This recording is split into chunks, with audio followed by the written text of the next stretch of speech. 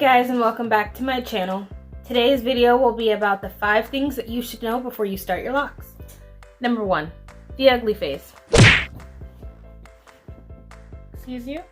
Ma'am. Ma'am. The first few months are for sure the hardest. What? Can I get this out? The first few months are for sure the hardest. Now, hardest. I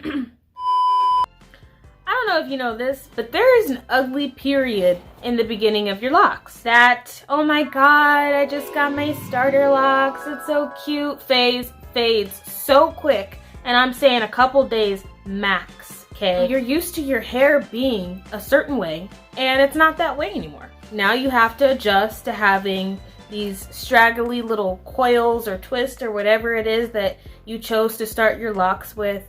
That's what they mean when they say commitment. They say it is a commitment, which we all know, but they don't tell you it's the first few months that is really the commitment, because a lot of people fail in those first few months to keep their locks because it's so uncomfortable to look different than what you're used to. Number 2, shed all expectations. We think we know our hair, but we don't. When our hair is constantly changed and manipulated into doing what we want it to do, we really don't know what our actual hair is until we just leave it alone.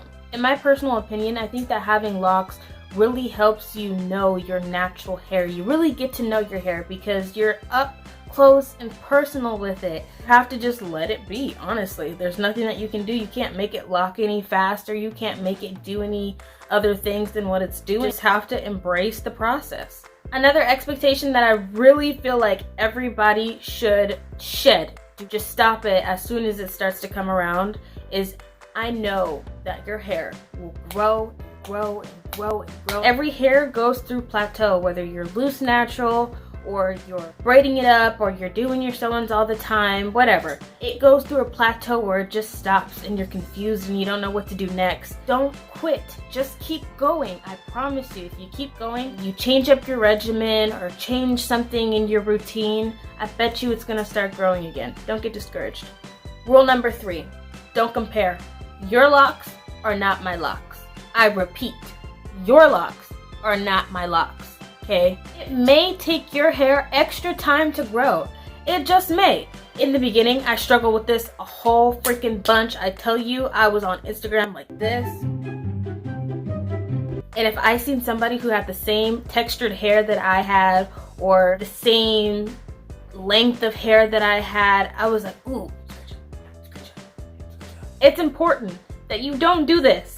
It is important that you don't do this. Or if you do this, just make sure you have a different intention behind doing those things, because I promise you, what their process is, it will not be the same as yours. And just remember that those pictures that you're looking at, remember that they paid their dues. They worked hard. They went through their ugly phase. They went through their acceptance phase of what their hair looks like and, you know, what they should do and change their regimen up. They did all that and they've done that for years.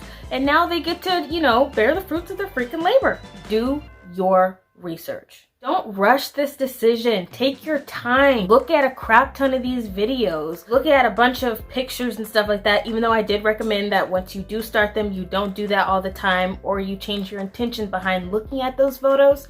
But when you're researching and trying to figure out if this is for you, that is the best time to look at these photos. That way you know what you're getting into. You know what commitment you're planning on making. You're not surprised. Really make sure that this process is for you. I know that you can cut your hair, but do you really want to? I don't know about you, but if I had to choose between having my hair and cutting my hair, I choose having my hair. But if you're confident enough to know that you can cut your hair and you'll be fine, then cut your hair. I mean, it's to each his own. Some things I would consider while doing your research: can your hair or scalp handle that much weight? A lot of people say that when they start their locks, their hair starts to shed and they end up cutting it. Another thing that coincides with that, will it cause more breakage? I mean, the plan is to grow your hair and retain the length, not to lose length in the process because you're trying to force this method to work for you and it doesn't. It's important to see if this process is for you. Last but not least, you are not your hair. Now, earlier we discussed that you'll go through the ugly phase and you'll go through trying to compare yourself to these other people. You are not your hair, even though it will make you cringe when you look in the mirror. It doesn't matter. You're still beautiful. You know that even if you cut your hair off, if you don't like locks, you'll still be freaking gorgeous, okay?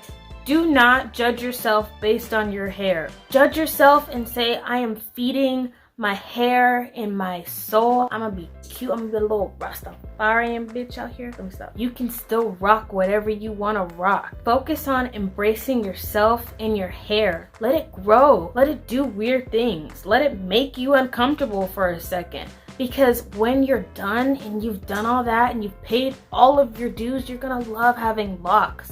I feel like this is the best decision I have ever made for myself. I could say that I feel a sense of freedom. I feel more myself than I ever have before. I hope you found these tips and suggestions. What the fuck?